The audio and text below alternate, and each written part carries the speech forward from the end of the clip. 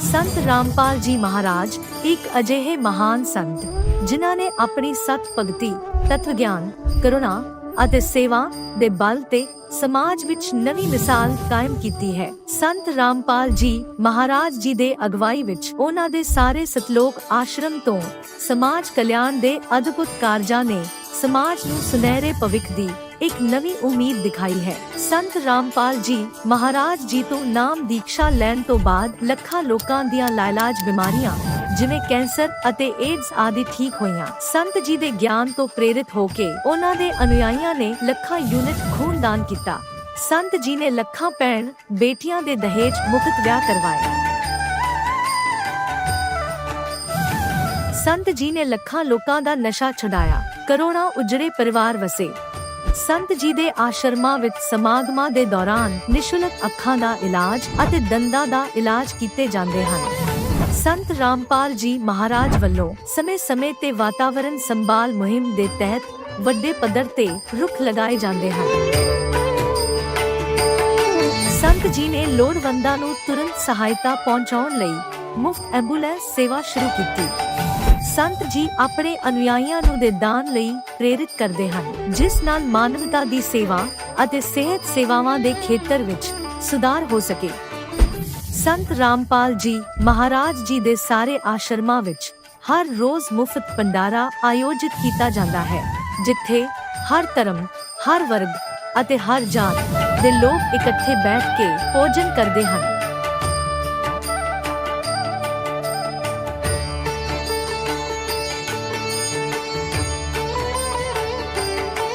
ਸੰਤ ਰਾਮਪਾਲ ਜੀ ਮਹਾਰਾਜ ਦੇ ਆਸ਼ਰਮਾਂ ਵਿੱਚ ਹਜ਼ਾਰਾਂ ਬਜ਼ੁਰਗਾਂ ਨੂੰ ਸਨਮਾਨ ਅਤੇ ਪਿਆਰ ਨਾਲ ਜੀਵਨ ਜਿਉਣ ਦਾ ਮੌਕਾ ਮਿਲਦਾ ਹੈ। ਉਹਨਾਂ ਦੇ ਖਾਣ, ਰਹਿਣ ਅਤੇ ਸਿਹਤ ਦੀ ਪੂਰੀ ਜ਼ਿੰਮੇਵਾਰੀ ਸੰਤ ਰਾਮਪਾਲ ਜੀ ਮਹਾਰਾਜ ਚੱਕਦੇ ਹਨ।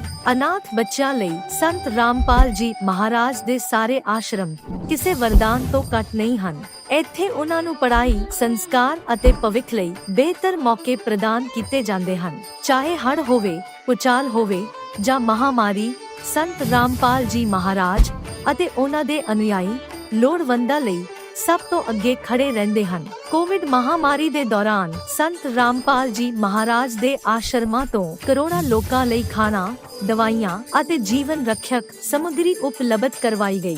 ਚਾਹੇ ਗਰੀਬਾਂ ਦੀ ਮਦਦ ਹੋਵੇ ਜਾਂ ਸ਼ੋਸ਼ਿਤ ਅਤੇ ਪੀੜਿਤ ਵਰਗ ਦੇ ਹੱਕਾਂ ਅਤੇ ਸਨਮਾਨ ਦੀ ਲੜਾਈ, ਸੰਤ ਰਾਮਪਾਲ ਜੀ ਮਹਾਰਾਜ ਨੇ ਹਮੇਸ਼ਾ ਹੀ ਉਹਨਾਂ ਦੀ ਦਬੀ ਆਵਾਜ਼ ਨੂੰ ਸਰਕਾਰਾਂ ਤੱਕ ਪਹੁੰਚਾਇਆ ਹੈ ਅਤੇ ਉਹਨਾਂ ਨੂੰ ਉਚਿਤ ਨਿਆਂ ਦਿਵਾਉਣ ਵਿੱਚ ਅਹਿਮ ਭੂਮਿਕਾ ਨਿਭਾਈ ਹੈ। ਸਮਾਜ ਵਿੱਚ ਅਧਿਆਤਮਿਕ ਅਤੇ ਸਮਾਜਿਕ ਮੁੱਲਾਂ ਪ੍ਰਤੀ ਜਾਗਰੂਕਤਾ ਲਿਆਉਣ ਲਈ ਸੰਤ ਰਾਮਪਾਲ ਜੀ ਮਹਾਰਾਜ ਹਰ ਕਦਮ ਤੇ ਮਾਨਵਤਾ ਦੇ ਸੱਚੇ ਸੇਵਕ ਸਾਬਤ ਹੋਏ ਹਨ। ਸੰਤ ਰਾਮਪਾਲ ਜੀ ਮਹਾਰਾਜ ਦਾ ਜੀਵਨ ਸਾਨੂੰ ਸਿਖਾਉਂਦਾ ਹੈ ਕਿ ਸੱਚੀ ਸੇਵਾ ਉਹੀ ਸੇਵਾ ਹੈ ਜੋ ਨਿਸਵਾਰਥ ਭਾਵ ਨਾਲ ਕੀਤੀ ਜਾਵੇ। ਆਓ ਅਸੀਂ ਵੀ ਇਸ ਸੇਵਾ ਦੇ ਮਹਾਨ ਕਾਰਜ ਵਿੱਚ ਇਸ ਮਹਾਨ ਸੰਤ ਨਾਲ ਜੁੜੀਏ ਅਤੇ ਸੰਤ ਰਾਮਪਾਲ ਜੀ ਮਹਾਰਾਜ ਤੋਂ ਨਾਮ ਉਪਦੇਸ਼ ਲੈ ਕੇ ਆਪਣੇ ਜੀਵਨ ਨੂੰ ਧਨ ਬਣਾਈਏ।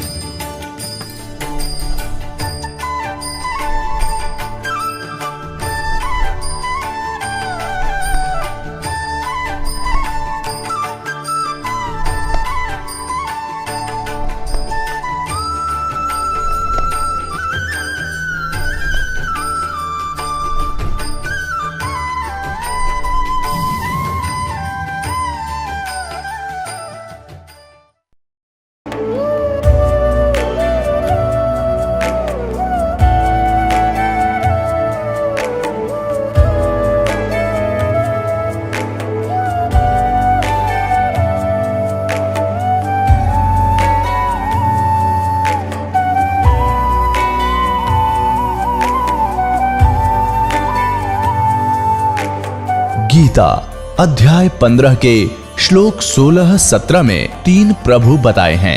ये 3 प्रभु कौन हैं? किस प्रभु की शरण में जाने के पश्चात जन्म और मरण समाप्त हो सकता है? 3 प्रभुओं में सबसे उत्तम परमात्मा कौन है? कैसा है?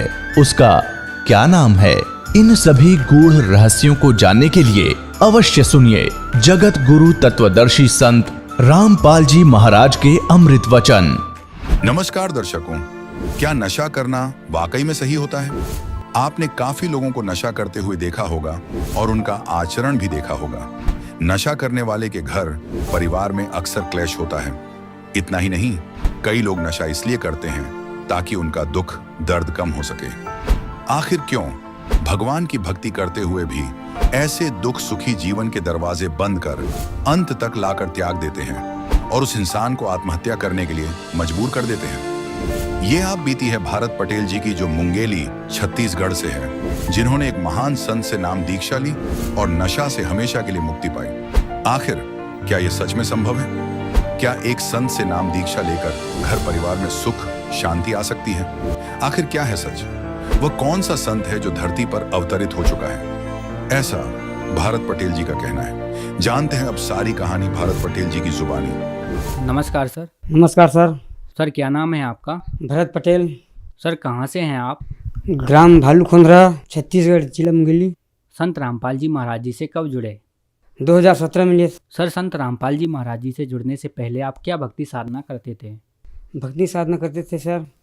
बाल योगेश्वर जी था महाराज, उससे नाम दीक्षा लिए थे। भक्ति कर रहे थे, उनका 5 साल से भक्ति कर रहे थे सर, कोई लाभ नहीं मिला था। तो फिर संत रामपाल जी महाराज जी के शरण में आप कैसे आए? हमारा बच्चा बहुत बीमार था सर। पहले हमारे बच्चे को लुधियाना में दिखाया था, मुंगेली में दिखाया था और बिलासपुर में भी दिखाया था सर। बच्चे ठीक नहीं होता, उसका बीमारी भी कोई डॉक्टर पाया नहीं था सर। और उसके बाद हम बोले कि हमारे पास पैसा सब ख़त्म हो गया था। उसके बाद हम ले गए थे इलाहाबाद, गंगा जी में सीधे वहीं डाल देंगे, हमारे पास पैसा वैसा नहीं है किसी को खाने पीने के लिए, तो उसी में डाल देंगे बच्चे को, तो हम स्वच्छ रहेंगे। उसके बाद सर वो हो गया। उसके बाद हम घर में गए, घर में था। उसके बाद सर हमारा शराब बहुत पीते थे हम। शराब पीते पीते आत्महत्या करने लग गए थे बच्चे के दुख से। बीमारी में एकदम ग्रस्त था वो बहुत ज़्यादा, तो हम आत्महत्या करने लगे थे। तो ऊपर से 2 मंजिल से कूद रहे थे। तो वहाँ पे परमात्मा ने बोला कि बेटा भक्ति करना बेटा। तो रात में सोया था, उसके बाद सवेरे ही इलाहाबाद में था, उसके बाद सवेरे ही जाकर नाम दीक्षा सुरा गाँव में नाम दीक्षा लिए। सर आपने संत रामपाल जी महाराज जी से नाम दीक्षा ली, तो संत रामपाल जी महाराज जी की शरण में आने के बाद आपको क्या लाभ मिले? बहुत सारे लाभ मिले। जो हम पीते खाते थे वो एकदम मुक्त हो गए थे। और उसके बाद हमारे जो बच्चे था परेशान में, वो भी संत रामपाल जी महाराज से नाम दीक्षा लेकर बढ़िया हो गए। और हमारे बच्चे था उसके ऊपर छीनी भी गिर गया था, हमारे ऊपर बल्ली भी गिर गया था, उसमें भी लाभ मिला सर। हम पहले सर बच्चे के नाम से बहुत परेशान थे हम, और हम खाते पीते थे बहुत, शराब वराब बहुत पीते थे, नशा वशा सब पीते खाते थे। तो परेशानी में बच्चे भी बीमार था, तो हम बोले बच्चे को डाल देंगे, हम मस्त रह जाएंगे। तो बच्चे को संगम में ले गए थे सब, संगम में डालने के लिए। तो वहाँ भी परमात्मा ने दिया कि चलो बेटा ठीक है, ले जाओ सबको, बढ़िया हो जाएगा। तो भगत भाई था वहाँ मिला था, तो बोला कि संत रामपाल जी के शरण में जाओ, सब ठीक हो जाएगा। तो हम बोलो नहीं, ये सब गलत है, सब बाबा के चक्कर में नहीं पड़ेंगे हम। ऐसे भी लिए हुए हैं हम एक बाबा से, बायोगेश्वर जी से, कोई ठीक नहीं कर पाएगा ये। तो बोला नहीं, निश्चित हो जाएगा भाई, ये संत रामपाल जी पूर्ण परमात्मा आया है धरती पर, तो सब ठीक हो जाएगा। हम बात ही नहीं मार रहे थे। उसके बाद ऐसे रात में पिए खाकर हम छत से कूदने जा रहे थे, तो स्वयं परमात्मा कबीर परमेश्वर आए थे, बेटा अभी कूदना नहीं, आपका जीवन दान दे रहा हूँ और आप भक्ति करना मर्यादा से और जाकर नाम दीक्षा ले लेना। तो भगत भाई था वहाँ, तो बोला कि पूछे हम कि कहाँ है भगत जी, कि आश्रम संत रामपाल जी महाराज का। तो बताए कि भगत जी यहाँ से कम 15-20 किलोमीटर है, सुरा गाँव इलाहाबाद से, तो वहाँ पे नाम दीक्षा केंद्र है, वहाँ जाकर नाम दीक्षा ले सकते हो। तो हम बोले कैसे ले लेंगे, कैसे पा जाएंगे, तो हम जानकारी नहीं था।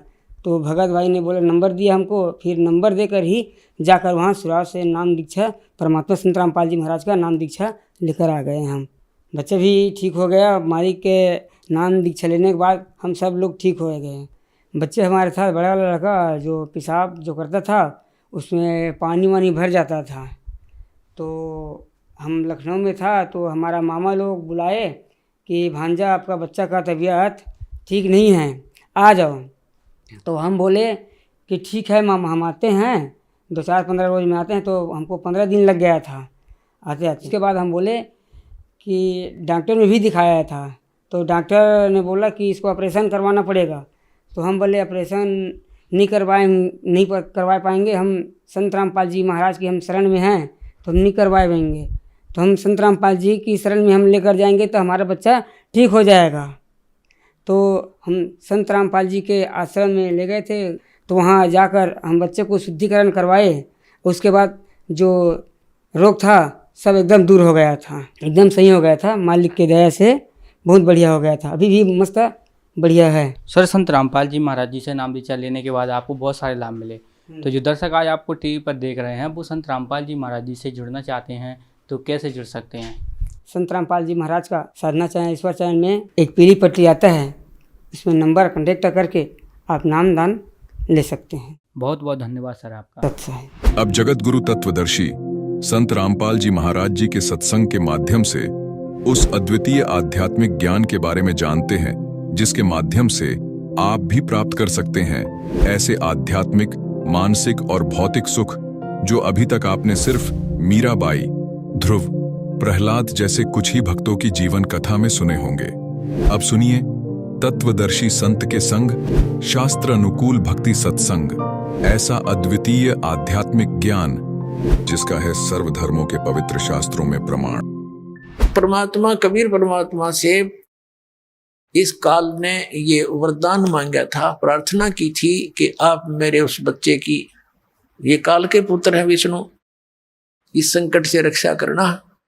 तब परमात्मा उस वचन अनुसार वहां पहुंचे और जाकर वैसे तो उन्होंने व्यवस्था कर ही दी थी, नल नील भेज दिए थे कि आपका काम चल जाएगा इनका, जो ये नियमित रहेंगे तो ये पत्थर रख देंगे, ये पार हो जाएंगे, लेकिन वो भी फेल हो गए। अब क्या हुआ, परमात्मा वहां पहुंचे, नल और नील ने कहा कि वो आगे गुरुदेव, वो आगे गुरुजी। अब सबकी दृष्टि गई, एक ऋषि आते दिखाई दिए। निकट आए जब श्री राम और लक्ष्मण ने उनके चरण लिए, हनुमान सब ने चरण लिए, तब परमात्मा से प्रार्थना की कि हे भगवान, हम, श्री राम ने कहा कि हम बहुत संकट में हैं, मैं राजा दशरथ का पुत्र हूं, ऐसे ऐसे रावण ने मेरी पत्नी उठा ली है और समुद्र के ऊपर से हमने सेना ले जानी पड़ेगी। ऋषि जी, जब आप अपने शिष्यों को इतनी पावर दे सकते हो, आप तो समर्थ हो, हम पर दया करो। आज आपके इन बच्चों के, आपके शिष्यों के हाथ में वो शक्ति रही नहीं। परमात्मा ने कहा अब इनके हाथ में रहेगी भी नहीं, क्योंकि इन्होंने आज एक भयंकर गलती कर ली, अपने आप में प्रभु मान लिया, भगवान को भूल गए ये। तब श्री राम ने कहा भगवान अब मेरा क्या होगा? तब परमात्मा ने कहा कि ठीक है, करता हूं व्यवस्था। एक डंडी ले रखी थी परमात्मा ने, डोगा सोटी, कहा कि मैं ये रेखा लगाता जाऊंगा इस पहाड़ के चारों ओर, एक रेखा खींचूंगा, इसके बीच बीच के पत्थर बिल्कुल हल्के हो जाएंगे, जहां रखोगे वहीं रखे रहेंगे, पानी में डूबेंगे नहीं, कितना वजन रख लेना। अब परमात्मा ने क्या किया, एक सोटी लेकर उस एक बहुत बड़े पर्वत के चारों ओर से घुमा दी, जो उसके निकट ही था, और परमात्मा ने कहा कि उठाओ पहाड़ और पत्थर और प्रयोग करो। अब नल और नील ये शिल्पकार भी थे, राज थे, मिस्त्री भी थे, ये उन पत्थरों को छोल छाल कर और फिर सेट करना भी जानते थे। अब क्या हुआ, वो पत्थर उठा के लाए, देखा रख के, इतना भारा पत्थर ऊट पटांग सा ओ रख दिया, वो भी ना डूबया, ऐसे तरह ऊपरे रखा हुआ नौकर। तो सबको विश्वास हो गया कि बन गई बात। अपना आत्माओं अनुमान, जैसे हमारे ये अध्यात्म मार्ग में आप कति जीरो हो चुके हो, और दास भी उसी स्थिति में था। अब दास को सतगुरु मिल गए, कहते पीछे लग गया जाऊं था मैं लोक वेद के साथ, रास्ते में सतगुरु मिल गए, दीपक दे दिया हाथ। अब ये इतना बड़ा अध्यात्म मार्ग है कि जैसे हम सत साहिब बोलते हैं और पहले राम राम बोलते थे, इसका कारण क्या था, ये मंत्र जाप करने का नहीं था, ये केवल याद दिलाने का होता है कि भाई इस संसार में भगवान बिना कुछ नहीं, और जो गुरुजी ने मंत्र दे रखा है उसकी भूल ना पड़े। जैसे आप देखा करते, अब तो यह बात बिगड़ती जा रही है, नास्तिक होने जा रहा है पूरा मानव समाज, काल का दाव लग गया था। तो पहले हम देखते थे जैसे सुबह या कभी घूमने फ्रेश होने जाते थे, आने जाने वाले मिलते थे, एक दूसरे को राम राम राम राम चाचा, वो 3-4 बार बोला करता राम राम भाई, राम राम राम, हाँ राम राम। अब ये तो एक औपचारिकता बन गई थी, लेकिन ये स्टार्ट कहाँ से हुई थी? ये ऐसे होता है कि ये मंत्र जो गुरुजी देते हैं ये अपने मुख से दूसरे को बोलकर सुनाना नहीं होता, नहीं तो फिर उसको सुनाने से आप उसके गुरु बन गए, आपकी भक्ति नाश होनी शुरू हो जाएगी। तो इसलिए उसको ये भी नहीं कह सकते कि आप इस मंत्र का जाप करा करो, गुरुजी ने बता रखा है। गुरु जैसे प्रत्येक व्यक्ति को सलाह दी जाती है कि प्रतिदिन भगवान को याद करो, मंत्र का जाप करो, भूल ना पड़े, संसारिक कामों में भूल ना पड़नी चाहिए, भगवान को याद रखा करो। तो एक नियम बना रखा था गुरुओं ने कि अभी ये कोड वर्ड है, और रास्ते में जब कोई संसारिक विचारों में ग्रस्त व्यक्ति आ रहा हो और उसको बोल दिया जाए कि राम राम भाई, तो वो समझ जाता था कि ये क्या कहना चाहता है, कि ये नू कह है भगवान बजले, गुरुजी ने जो मंत्र दे रखा है उसका जाप कर, ये संसारिक उलझेड़ों में मत पड़ तू, यही भगवान का नाम ही इन संकटों से जो विचार तू कर रहा है इनसे निवारण करेगा। तो वो भूल पड़ी हुई उसके चेतन हो जाता था, और कुछ देर तक वो फिर उस मंत्र को जाप करता हुआ सफर में चलता रहता था। फिर कोई भूल पड़ती थी, आगे दूसरा टकरा जाता, राम राम भाई, हाँ राम राम राम राम। उनका उद्देश्य ये होता था कि मंत्र ने याद रखियो, भूल ना पड़ जाए इस मंत्र की। तो पहले राम नाम कोई जाप का नहीं था, केवल ओम नाम देते थे ऋषि, दैट्स ऑल। और उसको गुप्त रखना इसलिए अनिवार्य था कि तुम किसी को बताना नहीं तो तुम गुरु बन गए, तुम्हारा फिर काम बिगड़ गया, तुम अधिकारी हो नहीं, दोनों चोट चपट। और याद दिलाते रहना एक दूसरे को। इस राम शब्द जब ये बोल रहे हैं तो ये समझ लेना, ये कहना चाह रहा है कि भगवान का वो मंत्र गुरुजी का याद कर, जाप करा करो, इस भगवान बिना संसार में कुछ नहीं है। तो ऐसे हम सत साहेब बोलते हैं। सत माने अविनाशी, साहेब माने राम। अविनाशी राम के हमारा जो परमात्मा है वो अविनाशी राम है, और उसका मंत्र, उसके पाने का ये जो विधि है, इसको याद रखो, भक्ति करा करो, सत साहेब जी, सत साहेब।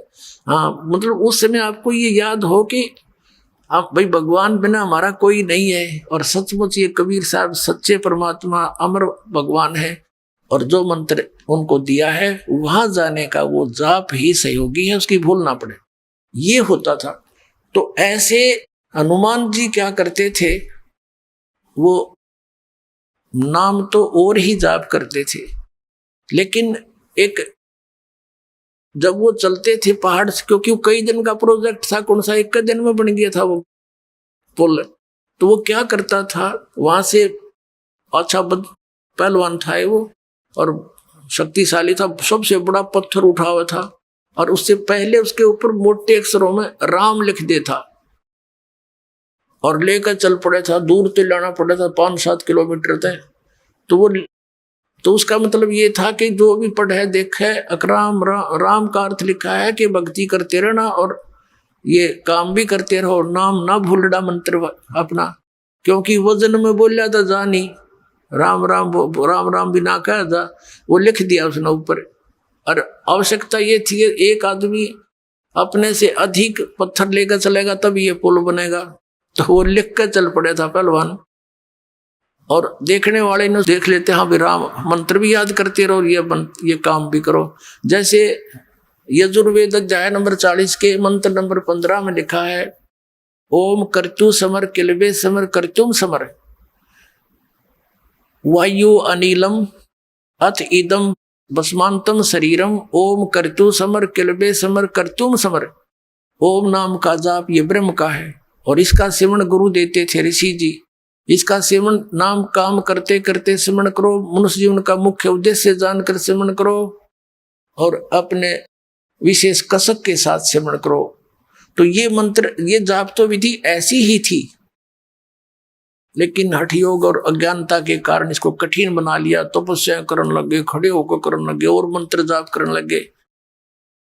ऐसे ही ये मंत्र जो पूर्ण परमात्मा के वाणी का जो 3 मंत्र का जाप है, ओम तत्सत, तत्सत ये सांकेतिक है। तो ये भी ऐसे काम करते करते चलते फिरते अपना नाम जाप करना। तो वो तो इसलिए राम लिख के लाया करता कि और भी पढ़ लेंगे और वो भी भूलना पड़ेगी, किसी का मंत्र करते रहेंगे। तो अब यहां हम सुना करते नकली गुरुओं थे, कभी तो ये कहते थे कि भगवान श्री राम के नाम ते पत्थर तिरगे, हनुमान जी ने राम नाम लिख दिया और पत्थर तिरगे, और श्री राम तो तिरे नहीं हुए। कभी हम सुनते थे कि नल नील के पास पावर थी, उनके हाथों में इतनी शक्ति थी, उनके हाथ से पत्थर तिरगे पुल बन गया। अब ये दंत कथा थी, लोक वेद, बिना सिर पैर की बातें थी। अब ये एक तत्व ज्ञान से सारी सुचारू होगी, ये सारी कहानी हुई क्यों कर थी। अब परमात्मा कहते हैं कि जगत का पेखना पेख्या, धनी का नाम ना लेखा। जो करने वाला था उसका कहते नाम भी नहीं, किसा जिक्र भी नहीं, और उसकी एक दूसरे पर सिर पर रख दिया कि उसने, उससे पत्थर तिरे थे, उसके नाम तो पत्थर तिर गए। तो ये नाम नोमता नू लिखा करता वो भगत हनुमान जी। तो पुण्यात्माओं, ये तत्व ज्ञान है। अब क्या बताते हैं, ये लोक वेद तो इतना प्रबल हो गया कि हमने ये फाइनल मान लिया था कि श्री राम के नाम तय और पत्थर तिर गए समुद्र के ऊपर। और फिर ये भी साथ साथ था कि नल और नील ने के हाथों में पावर थी, उनके हाथों से कोई वस्तु डूबे नहीं थी। ये पावर कहाँ से आई थी, इसका कोई सिर पैर उनके पास नहीं था। अब नल और नील का सहयोग था, वो शिल्पकार थे, यानी वो राज थे, मिस्त्री थे, और उन्हें जोड़ तोड़ कर उन्हें फिर भी रखा था, वैसा सहयोग दिया था। उनके हाथों में पावर नहीं थी, वो पत्थर ही हल्के कर दिए थे उस परम पिता ने, उस भगत के यानी श्री रामचंद्र जी के उस संकट का निवारण करने के लिए। अपने आत्मा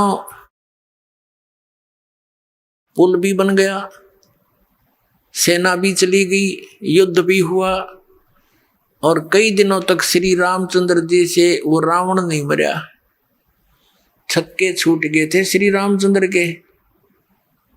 आखिर में जब आदमी थक जाता है ना, ये जिनको हम भगवान मानते, ये भी आप जैसे ही हैं, तो ये परम पिता को याद करते हैं, परम शक्ति को।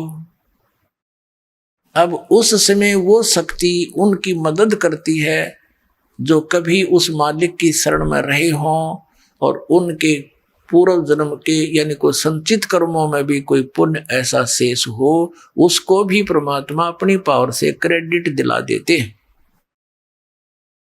और स्वयं ही फिर उस क्रिया को आके करते हैं। अब जब कति छक्के छूट लिए रामचंद्र जी के, ना वो तीर कहीं मारे मरे नहीं, और विभीषण ने बता दिया इसकी नाभि में अमृत है, वह मारो। रावण भी सूरवीर था, कई दिन तक उसने उसके बाणों को निकट भी नहीं आने दिया नाभि के श्री राम के।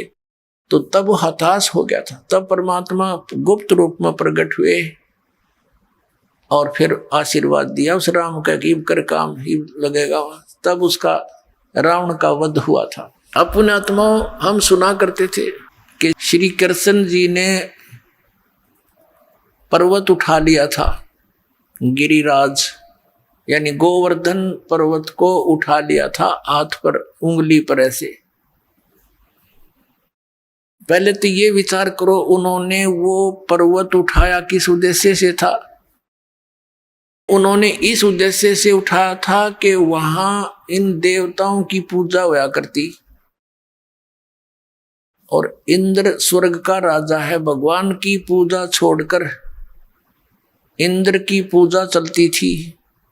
श्री कृष्ण जी ने कहा भाई इंद्र की पूजा छोड़ दो, या दो उस भगवान की पूजा करो। इंद्र की कढ़ाई जो होती थी पूजा, वह बंद कर दी। देवराज इंद्र एक समझ लो स्वर्ग का राजा, और उसके अंतर्गत ये सब नहर विभाग, सिंचाई विभाग भी आता है, यानी वर्षा करना। तो क्या हुआ, जब इंद्र की पूजा बंद होगी देवताओं की, इंद्र ने सोचा इनको सबक सिखाता हूं।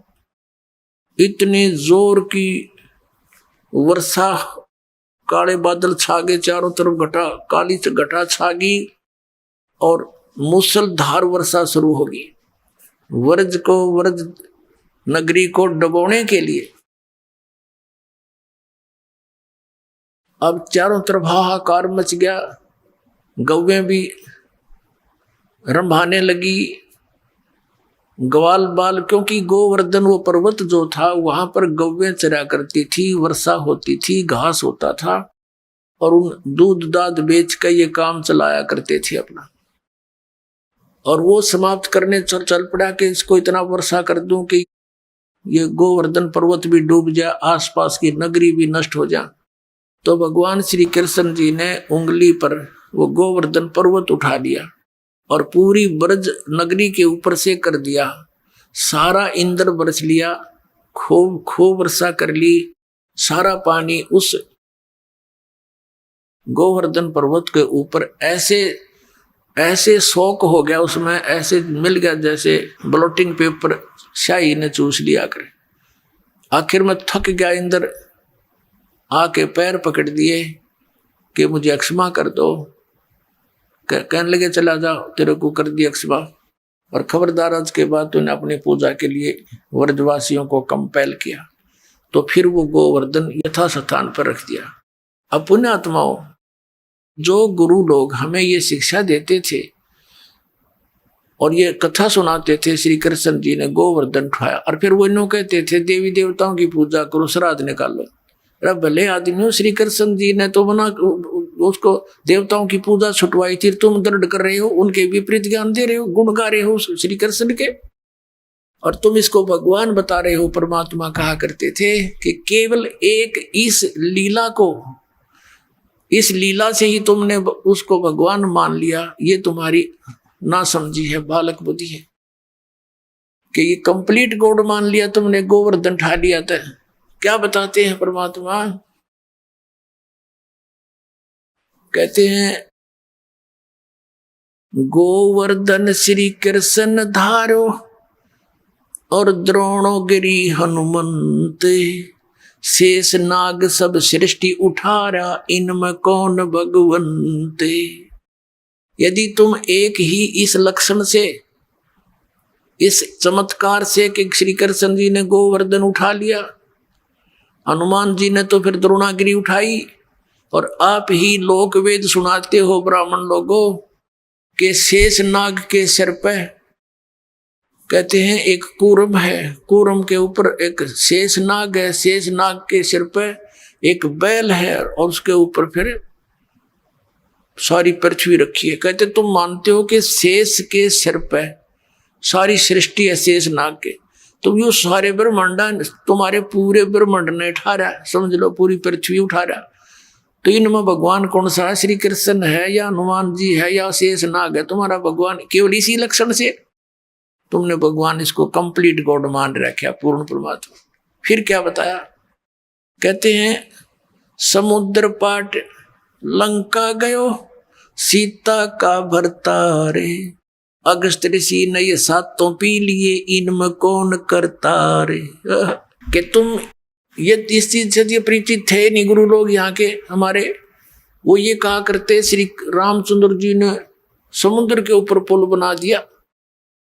परमात्मा कहते हैं यदि तुम इसी लक्षण से इसको भगवान मान बैठे तो क्या बताते हैं कि समुद्र पाट लंका गयो, यानी समुद्र को आट के पत्थर उसको ऊपर रख के और लंका चला गया। कौन? सीता का भरतार। और अगस्त ऋषि ने सातों पी लिए, इनमें कौन करतार? एक अगस्त नाम के ऋषि थे, उन्होंने किसी कारणवश किसी अपनी जिद के ऊपर अहंकारवश समझो वो सातों समुद्रों को एक घूंट में पी लिया था, ऐसे चुल्लू उठाकर ऐसे पी लिया था। सब समुद्र खाली हो गया था, अकेली पृथ्वी रह गई थी। फिर ऋषियों की प्रार्थना से उन्होंने फिर वापस उसको कुरला कर दिया तो भर गए थे। ये आध्यात्मिक शक्ति है, मार्ग है। इसमें आप विज्ञान को ना अड़ाना। विज्ञान तो बालकों का खेल है। ये जहाज बना लिए, इससे मांडी पाइक के कंप्यूटर बना लिए है, परमाणु बम बना लिए, और 2 साल वर्षा ना करे भगवान, ये धरे धराए रह जाता सारी साइंस किधर ढूंढे नहीं पाओ, जर लगे खड़े खड़े इन जहाजों के ऊपर कुछ बैठनिया नहीं पाओ। तो परमात्मा कहते हैं फिर इनमें भगवान कौन भाई? अगस्त ऋषि ने तो 7 समुद्र पी लिए थे, तुम एक पत्थर धर के पार हो गया तुम्हारा श्री राम, तुम उसने भगवान मान बैठे, लेकिन तुमने पता नहीं वो पुल वो पत्थर भी कैसे तरे थे, उसको तो मानने को तैयार ही नहीं। पर परमात्मा ने ये तरीका अपनाया हमारे अज्ञान को हटाने के लिए। श्री रामायण के अंदर एक कथा आती है कि जिस समय श्री रामचंद्र और पूरी सेना एक नाग फांस में आ गई थी, एक सिद्धि से लड़ाई होती थी। एक नाग फांस यंत्र होता, वो था हथियार, तो उसके अंदर एक सिद्धि होती है, वो अनेकों नाग बन जाते हैं, उसमें से नर सांप निकलाए, और उन्होंने सारी सेना को जो लड़ने को तैयार हो रही थी ज्यों की त्यों लपेटे लाकर बांध दी, जैसे रस्से तो बांध दिया करे। और सारे खड़े भगवान राम वीर लक्ष्मण भी नो कति जैसे ईख बांध दिया करे, नो पूरी सी खड़ी जगह जगह, और कोई सा टसमस हो नहीं पा रहा। अब 2 मिनट पाछा उसकी गर्दन काट देते सारे, सबको खड़े खड़े आओ तो विवश हो चुके थे। कहते हैं जब श्री राम ने याद किया गरुड़ को, गरुड़ आया, पक्षी है एक, उसने उन नागों को काटा, मार दिया, और तब वो रामचंद्र जी बंधन मुक्त हुए। हाँ, परमात्मा हमें समझाया करते थे। कबीर भगवान कहते हैं, परमात्मा कहा करते थे कि काटे बंधन विपत में, भाई कठिन कियो संग्राम में, चिन्हो रे नर प्राणिया ये गरुड़ बड़ो अक तुमरो राम। परमात्मा कहा करते काटे बंधन विपत में, कठिन कियो संग्राम, और चिन्हो रे नर प्राणिया यो गरुड़ बड़ा तुम्हारा राम। ये कौन सा भगवान है इनमें बताई? वो तो बंजा खड़ा थारा भगवान, तो और गरुड़ नाक उसकी सहयोग करी, तो कौन सा परमात्मा तो इसमें? तो इस तरह के तर्क देकर भगवान ने खूब समझाना चाहा कबीर परमात्मा ने, पर हमारी बुद्धि पर पत्थर डाल रखे थे इन अज्ञानी ऋषियों ने। अपने आत्माओं, ये त्रेता युग में जो भगवान आए परमात्मा, ऐसी लीलाएं की, बहुत सी पुण्यात्माओं को मिले। चंद्र विजय भाट का जो परिवार था वो पार किया, मंदोदरी पार हुई। अपनात्माओं एक विचारणीय विषय है। यहाँ पर परमेश्वर के सूक्ष्म वेद में अपनी द्वारा वर्णित उस सुचिदानंद घन ब्रह्म वाणी में, कबीर वाणी में कहा है, जैतन राजपाट भी चाहिए अमरा दर ले ध्यान। लेकिन ये राजपाट अच्छी चीज नहीं है, फिर भी तेने नहीं, तेरे पे मानना, कोई तेरा मन नहीं मान रहा है और तूने यहाँ धक्के खाने हैं, तो वो वस्तु जो तेरे भाग में नहीं है वो हम दे सकते। अब जैसे जिस लंका को पाने के लिए रावण ने कितनी तपस्या की, अपनी यहाँ तक धड़ काट दिया, 10 बार श्री शंकर भगवान जी के लिए, अब उसको वो लंका दे दी, सोने की नगरी बन गई, और वरदान दे दिया, 10 बार शीश दिया था, 10 बार ही रामचंद्र जी ने उसका सिर काटा था, 10 बार फिर उग गया था। उसका जितना दिया था उतना ही दे सकते हैं, ये भगवान अधिक कम नहीं कर सकते। अब पुण्यात्माओं, जिस लंका को शिव का भक्त रावण नहीं रख सका, सपरिवार विनाश को प्राप्त हुआ, वो कबीर भगत को वो नगरी मिली। किसको? विभीषण को वो राज मिला और सहज मिला। ना उसने तपस्या करी, ना सिर काटे, सहज भक्ति की। तो परमात्मा कहते यहाँ रहोगे तब तक आपको ये सुविधाएं भी मैं ही दूंगा, परमात्मा कहते हैं। और जिस लंका को रावण रखना चाहता था, जिस भगवान की उसने शरण दे रखी थी, वो समर्थ शक्ति नहीं थे, सपरिवार नाश को प्राप्त हुआ और उस नगरी को नहीं रख सका, उस राज्य को, और वो विभीषण को प्राप्त हुई जो कबीर भगत था। अपने आत्माओं, इन बातों से हमने बहुत कुछ निष्कर्ष निकलेगा, क्योंकि अभी तक हमने लोक वेद सुन रखा था, हमने ज्ञान नहीं सुना था। अब और भी बहुत से प्रमाण हैं, जैसे एक नरसी नाम के भगत थे, सेठ था, बहुत पैसे वाला था, और उसके वो इतना कंजूस था कि एक पैसा भी दान नहीं करता था। और ये माया रहती कंजूस के पास ही है और उसका नाश करने के लिए रहती है, क्योंकि अंत समय में मृत्यु हो जाएगी, वो उसको प्रयोग कर नहीं सका, फिर उसमें आस्था रह जाती है, फिर वहीं धक्के खाता रहता प्रेत बनकर या सर्प बनकर। अब परमात्मा ये चाहता है कि ये माया इसकी शत्रु है, इस माया से इसको भिन्न करूं और इसको इतनी ही दूं जो इसमें ये डूब के ना मर जा, इसका काम चले यू ऊपर तरह इसके। ऐसी विधि परमात्मा हमारी करना चाहता भक्त की। अब सभी भक्त जितने भी आत्मा उसी के हैं, अब वो चाहे किसी को आज भगवान मानकर किसी को भज रहे हैं, लेकिन उससे तो कुछ मिलना नहीं, और उसके दुख में दुखी हमारे वो मूल मालिक ही होते हैं।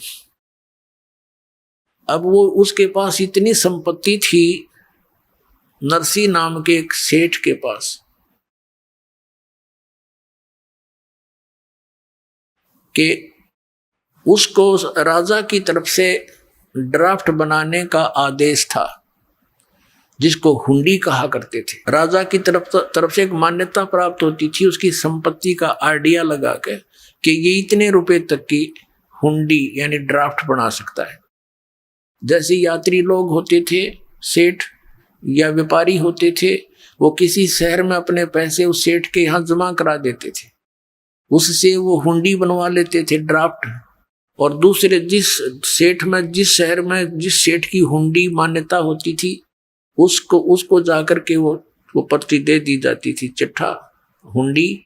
तो वो सेठ वो पैसे रख लेता था, उसको उतने पैसे उसमें अंकित थे वो दे देता था। फिर 1 वर्ष में या 6 महीने में वो सभी सेठ अपने पैसों का आदान प्रदान कर लेते थे, किसी का उधर से आया किसी का इधर से। ऐसे हुंडी चलती थी।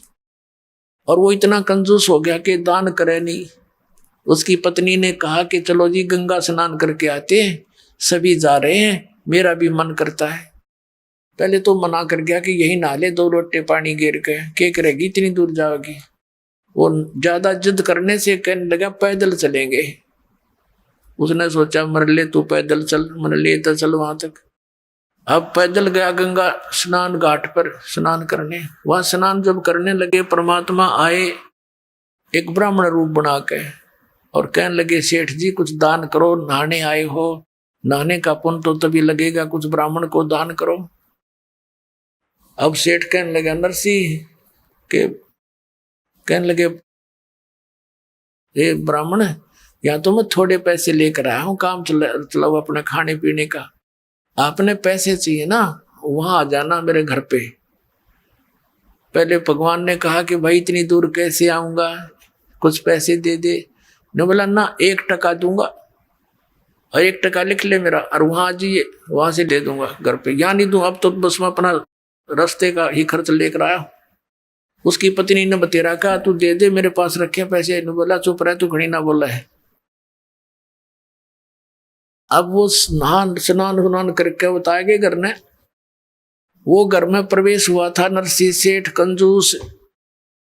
पीछे पीछे परमात्मा पहुंच गए 1 सेकंड में।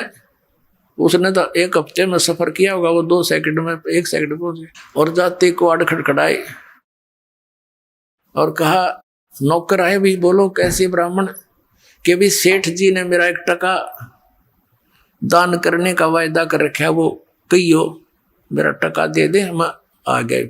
अब उन्होंने जाकर कहा नौकरों ने कि सेठ जी एक ब्राह्मण कह रहा है कि आपने कोई दान करने का वायदा किया था 1 टका, वो दान दक्षिणा लेने ब्राह्मण आया हुआ गेट पे। अब नरसिंह ने सोचा भाई ये तो बड़ा पीछे पड़ा, अब आज ये 1 टके की जिद कर ली, कल मनमान के। फिर उसने किन्नू कहा, किन्नू कह दे कि कल देगा, कल आज तो थक रहा हूं मैं। अब नौकरों ने कह दिया जी कल दे लियो, कल दे देगा। अच्छा भाई कल दे देगा, कोई बात ना। उसका बाग था सेठ का, वहीं उस बाग में बिछा लिए वस्त्र, भगवान ने लौट के उड़ा। अब वो सेठ बोला गया कि वो कहने लगे नौकर जी तो बाग में लेटा हुआ आपके में। सवेरा फिर आ लिया, कहा कि भाई कहियो सेठ जी ने मेरा टका दे दे, दान दे। अब नरसिंह जी ने सोचा भाई आज तय एक टके पे सटराई कर दी, इसने मेरा पीछे पड़ गया, तड़के 10 रुपये मांगेगा, इसने तो राह ही पाएगी, रास्ता मिलेगा ये। तो कह दे, उस सेठ ने कहा कि नौकरों से कि जाके कह दो उस संत को, ब्राह्मण को, कि हमारे सेठ जी अस्वस्थ हो गए हैं और स्वस्थ हो जाएंगे, हफ्ते 10 दिन में फिर आ जाना, फिर देंगे। अब उन्होंने आकर आदेश सुना दिया। परमात्मा बोले भाई ठीक है, फिर क्या आया है, फिर तो इतनी दूर से कहाँ आया जाता है, स्वस्थ हो जाएंगे तब दे देंगे। वहीं फिर जा बिछाया वस्त्र बाग में। अब सेठ ने पूछा कि गया वो कमबख्त? अक नहीं जी, वो तो कहता है ठीक है स्वस्थ होने के बाद दे देंगे, लेकर ही जाऊंगा अब तो। अब सेठ ने सोचा भाई अच्छा भूत चिपका। उसने अपने नौकरों से कहा 2-3 दिन के बाद कि यूं कह दो कि सेठ जी मर गया। अब नौकरों ने जाके कह दिया भाई ब्राह्मण ए विप्र जी, हमारे सेठ का देहांत हो गया, बड़ी बुरी हुई, थक कर आए थे, सफर वहां आए थे, ऐसे ऐसे अस्वस्थ हो गए, मर गए होते। परमात्मा बोले भाई कोई बात ना, हमारा यजमान था, अब तो लकड़ी दिलाकर ही जाऊंगा, अब ऐसे थोड़ा जाऊंगा, उसको तो लकड़ी दिलाकर ही जाऊंगा। अब उन्होंने बता दिया सेठ को कि भाई ऐसे ऐसे वो तो यूं कहे, लकड़ी दिलाकर ही जाऊंगा। सेठ ने कहा तुम यूं करो, मेरी अर्थी तैयार करो और लकड़ियां ढोना शुरू कर दो। अब उनके नौकरों ने 5-7 लगे, वो लकड़ी ढोने लग गए। अब इतना बड़ा सेठ मर जा तो सारा गांव न इकट्ठा हो जा, पूरक बना रहे हो। तो 5-7 नौकरों तक बड़ा लकड़ी इकट्ठी करवा ली और अपनी अर्थी उठवा के चल पड़ा। परमात्मा ने बिठा लिया ऐसा मोटा लकड़, अर्जा दरिया उसकी छाती पे। अभी आपने सुने संत रामपाल जी महाराज के मंगल प्रवचन।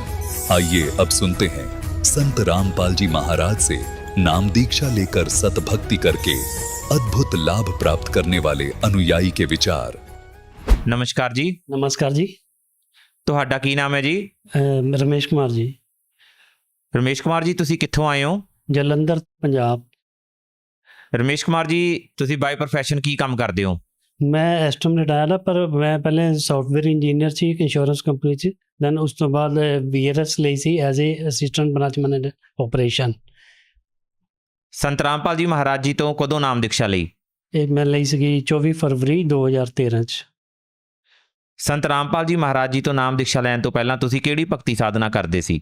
ਸੰਤ ਰਾਮਪਾਲ ਜੀ ਪ੍ਰਮਾਤਮਾ ਜੀ ਨਾਮ ਦੀਕਸ਼ਾ ਲੈਣ ਤੋਂ ਪਹਿਲਾਂ ਅਸੀਂ ਜੋ ਸਾਡੇ ਫੈਮਿਲੀ ਵਾਲੇ ਕਰਦੇ ਸੀਗੇ, ਪੁਰਾਣੇ ਜਿਸ ਤਰ੍ਹਾਂ ਸ਼ਿਵ ਜੀ ਦੀ ਹੋ ਗਈ ਜਾਂ ਦੂਸਰੇ ਦੀ ਭਗਤੀ ਹੋ ਗਈ, ਉਹ ਕਰਦੇ ਸੀਗੇ।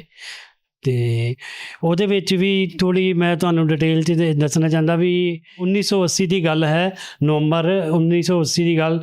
ਮੈਂ ਵੈਸ਼ਨੋ ਦੇਵੀ ਗਿਆ ਸੀਗਾ ਅਤੇ ਉਸ ਤੋਂ ਬਾਅਦ ਉੱਥੇ ਕੀ ਹੋਇਆ ਜੀ, ਮੈਂ ਜਦੋਂ ਛੋਟਾ ਜਿਹਾ ਸੀਗਾ ਅਤੇ ਜਦੋਂ ਮੇਰੀ ਵਾਰੀ ਆਈ ਦਰਸ਼ਨਾਂ ਕਰਨ ਦੀ, ਲੇਕਿਨ ਉਹਨਾਂ ਨੇ ਜਿਹੜੇ ਪੰਡਿਤ ਸੀਗੇ ਉਹਨਾਂ ਨੇ ਮੈਨੂੰ ਧੱਕਾ ਮਾਰ ਕੇ ਬਾਹਰ ਕੱਢਤਾ।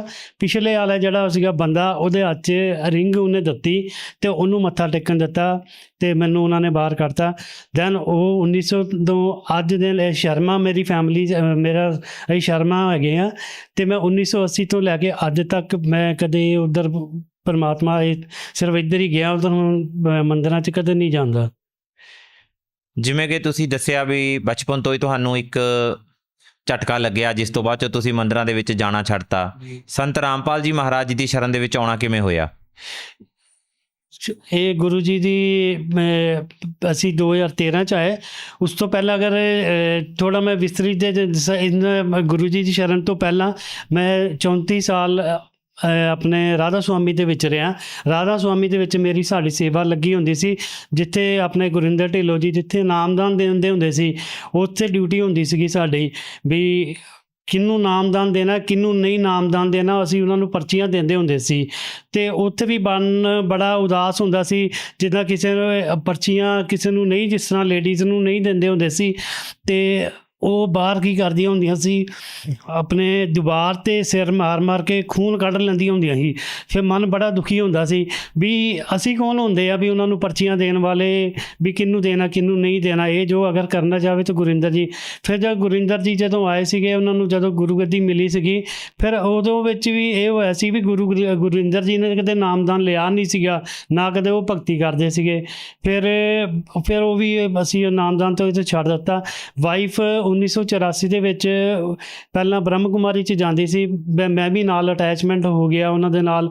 ਫਿਰ ਉੱਥੇ ਵੀ ਜਾ ਕੇ ਉਹਨਾਂ ਦੇ 2 ਵਾਰੀ ਜਿਹੜੇ ਮੇਨ ਹੈੱਡ ਆਫਿਸ ਹੈ ਉੱਥੇ ਵੀ ਜਾਂਦੇ ਰਹੇ, ਪਰ ਉੱਥੇ ਵੀ ਮੈਨੂੰ ਨਹੀਂ ਲੱਗਾ, ਵਾਈਫ ਨੂੰ ਵੀ ਨਹੀਂ ਲੱਗਾ ਹੈਗਾ, ਕਿਉਂਕਿ ਉਹ ਇਹ ਕਹਿੰਦੇ ਸੀਗੇ ਵੀ ਜੋ ਅਗਰ 5000 ਅੱਜ ਤੋਂ ਜੋ ਕੁਝ ਹੋਇਆ 5000 ਸਾਲ ਬਾਅਦ ਦੁਬਾਰਾ ਉਹੀ ਚੀਜ਼ ਹੋਣੀ। ਮੈਂ ਉਹਨਾਂ ਨੂੰ ਕੁਐਸਚਨ ਪੁੱਟ ਅਪ ਕਰਨੇ, ਅਗਰ ਅਸੀਂ ਅੱਜ ਜੇ ਜਨਮ ਕੁੱਤੇ ਦਾ ਹੈ ਅਤੇ ਉਹਨੇ 5000 ਸਾਲ ਬਾਅਦ ਹੀ ਕੁੱਤਾ ਬੰਦਾ ਤੇ ਫਿਰ ਭਗਤੀ ਕਰਨ ਦਾ ਕੀ ਫਾਇਦਾ।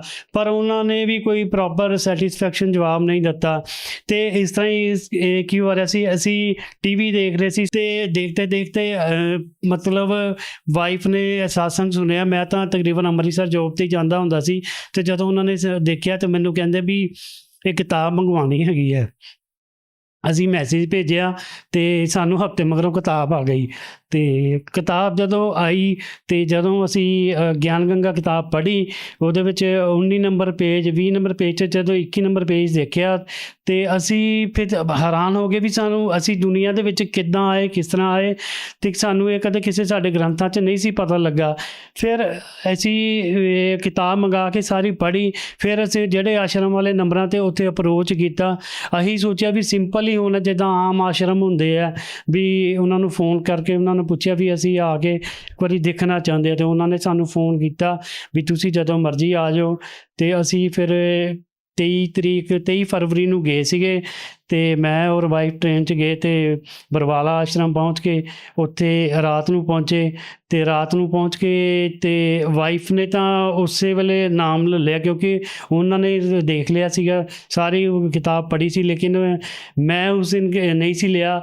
ਮੇਰੀ ਥੋੜ੍ਹੀ ਸੋਚ ਇਹ ਸੀਗੀ ਵੀ ਜਿੱਦਾਂ ਬਾਕੀ ਮੰਦਰਾਂ 'ਚ ਹੁੰਦਾ ਜਾਂ ਗੁਰਦੁਆਰਿਆਂ ਦੇ ਵਿੱਚ ਹੁੰਦਾ, ਇੱਥੇ ਵੀ ਉਹੀ ਸਿਸਟਮ ਹੋਊਗਾ। ਅਤੇ ਸਾਰੀ ਰਾਤ ਮੈਂ ਬਸ ਮਤਲਬ ਤੁਸੀਂ ਸੋਚੋ ਮੇਰੀ ਸੋਚ ਹੀ ਜਿੱਦਾਂ ਦੀ ਹੈਗੀ ਆ, ਮਤਲਬ ਮੈਨੂੰ ਝਟਕੇ ਲੱਗ ਗਏ ਸੀਗੇ ਅਤੇ ਮੈਂ ਉਹੀ ਸੋਚ ਰਿਹਾ।